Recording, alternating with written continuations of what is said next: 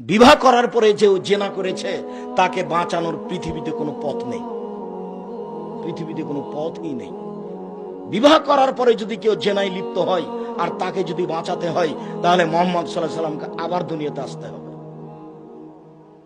যেহেতু মুহাম্মদ সাল্লাল্লাহু আলাইহি সাল্লাম আর দুনিয়াতে আসবেন না, কাজে বিবাহ করার পরে যদি কেউ জেনায় লিপ্ত হয় তাহলে তাকে বাঁচানো যাবে না।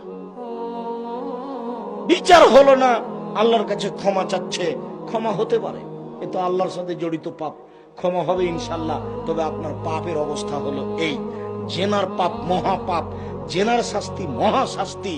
এর পরেও রাসূল সাল্লাল্লাহু আলাইহি ওয়াসাল্লাম বলছেন, কেউ যদি 1 টাকা সুদ খায়, 36 বার জেনা করে যত পাপ হবে, 1 টাকা সুদ খেলে তার চেয়ে বেশি পাপ হবে। আমি অনুবাদক, মুহাম্মদ সাল্লাল্লাহু আলাইহি ওয়াসাল্লাম এই কথা আজ থেকে নিয়ে 1450 বছর পূর্বে বলেছেন।